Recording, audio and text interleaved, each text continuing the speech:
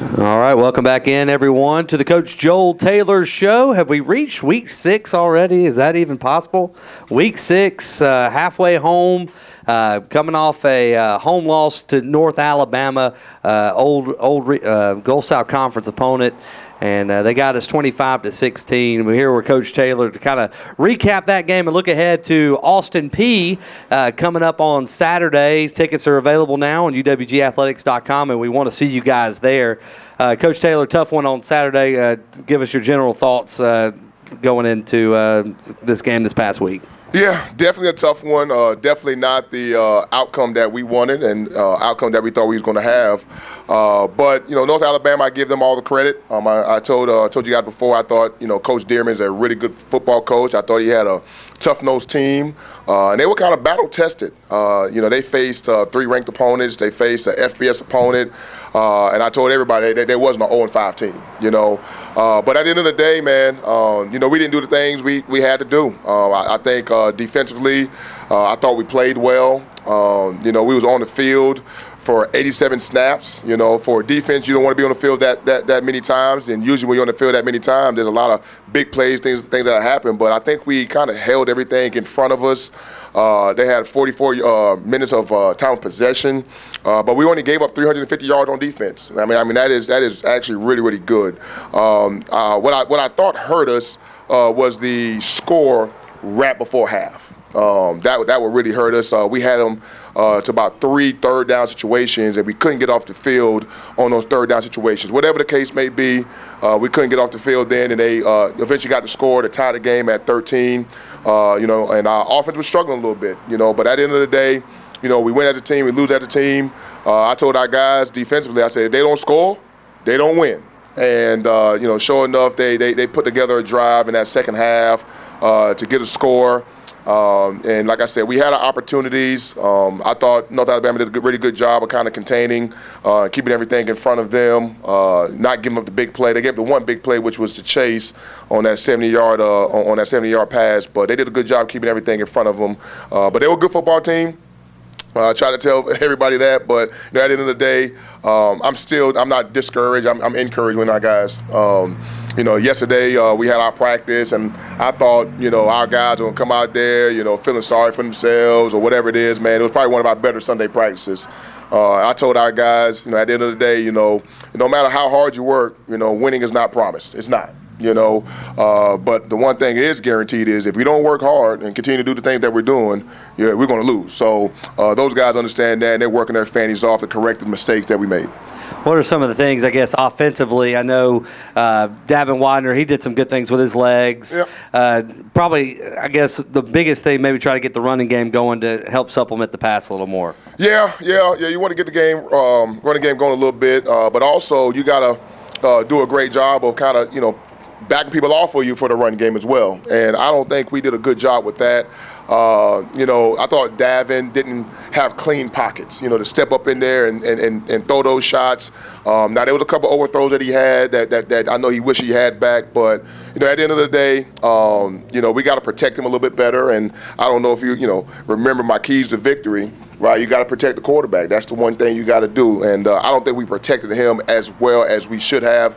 I know it was only 2 sacks. I think we had 4 versus their quarterback, but at the end of the day, I didn't think he had clean pockets to see down the field, make those reads, make those throws, and that's part of it, man. So what they did was they kind of loaded the box up and kind of muffled the run a little bit. But at the end of the day, man, we got to block a man, and Rajay and those guys got to make a guy miss too, So, but like I said, tip my hat off to those guys, but good game by them.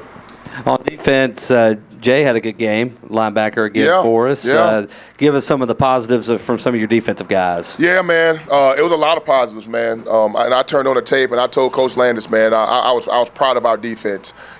All the way through the game, right? We was on the field for 44 minutes, and not one guy, looked down or like, oh man, we up there again. They was like, hey, let's go, coach, right? So for them to attack it like that, I thought it was awesome. But some of the guys I thought really did well. The first guy I'm going to tell you is Malik Charles, man. What an animal. Yeah, man. Hey, an animal. I tried to tell you guys about my boy Malik, but it was really, really good to kind of see him come to life. He made some really big plays for us, man. I think he had 2 sacks, a tackle for loss. I think he had 7 tackles. Did a really good job. The other guy I thought did a really, really good job. And he was then going to run it down on kickoff, was our starting 3 technique, okay? Robert Johnson, he's a hometown guy, went to Carrollton High School, man. It was his first start of the season, man, and he did a heck of a job, man. I think he got a sack as well. So excited about those guys up front. And then when you talk about linebacker play, man, it was probably the cleanest linebacking play we had all season. And I was really excited about that. I thought Jay made some dang on plays. Micah made a couple plays. Preston Pooney made a couple plays. So those guys did a phenomenal job on that second level. And then on the outside, man, I thought Kiari McGlure, man, he's coming into his own, man. He's turned out to be a really good player for us, really physical boundary corner for us, man, doing a really good job. And then Malachi Williams, man. He's coming back from a concussion, right? Coming back from a concussion, man. And, Malachi, he's one of those guys, man. He kind of gets everybody lined up. Everybody feels good when Malachi's out there, and he's a hard-hitting dang on safety, and it's going to make a lot of plays for us. But it was good to have him back as well. I do got to poke a little fun at Solomon Bombera for catching that kickoff. What did y'all give him a hard time back in the film session about getting stuff there? Yeah, we did. The one thing I told those guys, I said, hey guys, when you're in that back line, you're not scoring. Okay, you're not call scoring. fair catch and let's go. Before you call fair catch, let's go. Or if you're going to run it, you put 2 hands on that ball. But that was good. I'm glad he actually called it, and I'm glad he didn't fumble it. But it was good to see him. I had to ask that. Sorry, had to ask it. All right, first segment in the books. When we come back, we'll hear from our great fans and their fan questions. And coming up, don't forget we're talking Austin Peay. The Governors coming to town here at University Stadium this Saturday. Back after this. All right, welcome back into Jefferson's, everyone in Carrollton. Can't thank everyone here enough. Our second segment here tonight, we want to hear from you fans out there that are here tonight. Chime in, ask Coach Joel Taylor some questions. Do you get called JT a lot? I've wondered. I do. I'm always going to call you Coach Taylor, but appreciate it. I didn't know if anybody just said, hey, JT, what's going on? Yeah, I'm not that guy. I'm a professional. Friends. I'm a Coach Taylor kind of guy. I appreciate it. All right, who's got a question for Coach Taylor? The defense has been really solid, but what do you do? Coach, the defense has been really solid thus far. Love the defense, but what are the little things you do this week to try and get better against the Govs? Yeah, and on the defensive side of the ball you're talking about. Yeah, there's no doubt, man. There's always room for improvement. The one thing that we are really, really stressing this week, a lot of people call it turnovers. We like to call it takeaways, right? We got to take the ball away. Even though we've played, solid the last 2 weeks, we haven't created any turnovers or takeaways. So we got to do a great job of just having that mentality. Second guy in, getting the ball out, balls in the air. That's our ball.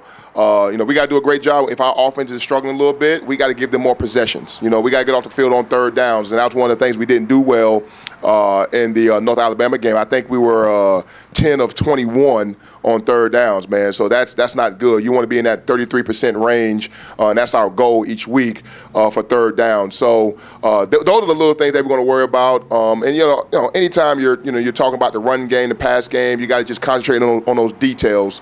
But when you have consecutive games of playing solid, that just builds more confidence in our guys, right? They build more confidence in the scheme, more confidence in their ability. So we're just going to continue to get better and better and better each week. Okay, so during the game, you were going to kick the ball, but we had a lot of penalties. So why did you change your mind? Yeah, so what happened was I had a couple penalties on this, so it was 2 penalties. But I thought it was just going to count as 1, right? So if it's going to count as 1, that was going to be half the distance to the goal.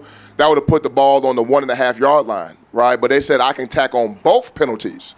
So when we tacked on both penalties, now instead of being on the 1.5-yard line, it's probably going to be on the half-yard line, the 3-inch line. Yeah, you know what I mean. So that's why we was going back and forth. Originally I was going to kick it, but when they said they're going to assess both penalties on, I said, you know what, we might as well go for it. Now, my mistake, and this is on me.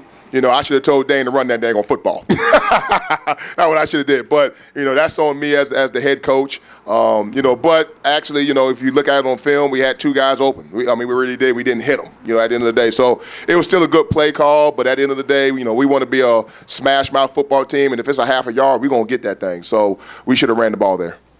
Thank you. Coach, what do you think it's going to take this week to get some offensive consistency? What do you think the keys there are for the offensive side of the ball? Yeah, I tell you what now, you guys are going to get a chance to see it. Austin P on the defense side of the ball. I actually know the coordinator personally. We actually work together at the Citadel. So they're going to do a lot of junk. Like, it's going to be a whole bunch of junk, 3 down, 4 down, guys in all these different positions. So we just got to do a great job of, IDing those guys and doing a good job up front of understanding who we're going to block. Got to do a great job in the run game. Got to put a hat on the hat. Give Dangon, Rajay, Chase, Latrell, those guys time to find those holes, and they got to hit them. They got to do a great job with their, we talked about it. They got to do a great job on their paths. Sometimes our paths are too wide, got to be a little bit more downhill. Just all those little pieces there. I know Coach Stevens is doing a great job right now. They're in their game planning right now, just trying to find those little things that we can find within their scheme to be successful. But I do think we have to do a great job of protecting Davin. We got to run the football, and we got to push that ball down the field as well. We got some playmakers on our offensive side of the ball. We got to get the playmakers the ball.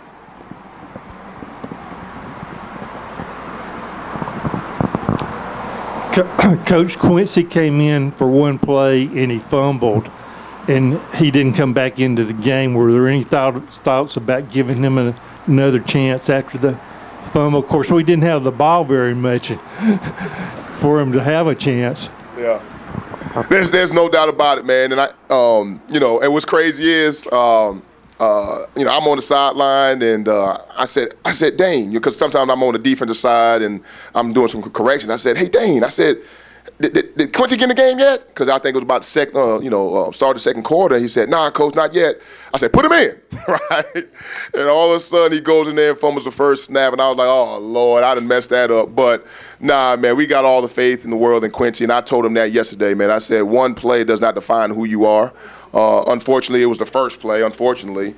But at the end of the day, we didn't have a lot of plays.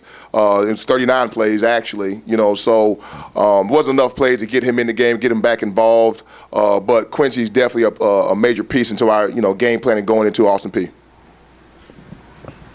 Any more questions for Coach Joel Taylor? All right.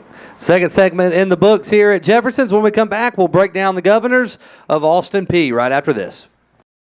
All right, our third and final segment here on the Coach Joel Taylor Show. Coach, thanks for taking the time. I know people don't realize, you guys are busy. Yeah, you're going to go home after this, watch film, right? That's what you're going to do. You said home? You're going to go to the office. You're going to go to the office and watch film. Yes. So anytime we get with you, we appreciate. So let's talk a little bit about Austin P. A little bit similar situation to us, right? A new head coach. They got the one win under their belt on the season. A lot of new players. The only difference is they've been playing FCS football for about 30 years. We've been playing it for, 6 months. So that's about the only difference. But what can you tell us a little bit, start offensively for Austin P.? Yeah.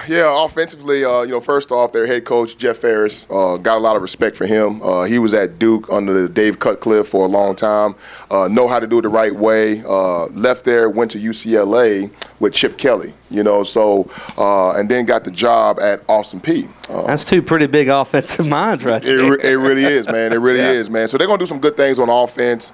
Right now, I think they're struggling just a little bit. The first game of the season, their starting quarterback went down. And I don't think he'll be back for our game. But even if, man, the quarterback they have in there, I think he does a solid job with his feet, and he can throw it to the open guy. You know what I mean? He's not going to sling it all around. That's not who he is. That's not what they do. They're going to try to establish the run game. Now they got two good backs, I think, man. Number 11, number 0. I think they're good, solid backs. Up front. they're solid up front. I can't say they're great. I can't say they're bad. They're solid up front. I think they're trying to find their way. No different than us. We're solid. They're just trying to find their way. They're trying to dang on, like I said, block up the run game and create some dang on vertical seams down the field. Now, they do have two good receivers now, number 1 and number 10. Number 10 can fly. He can run a little bit, okay? So we got to do a good job of just kind of staying over him on the play action balls and stuff like that. But from an offensive scheme standpoint, they're going to run some outside zone, some split zone, some counter. In the passing game, a lot of RPO stuff. So they're going to run that run game, kind of pull it and throw it, things of that nature, man.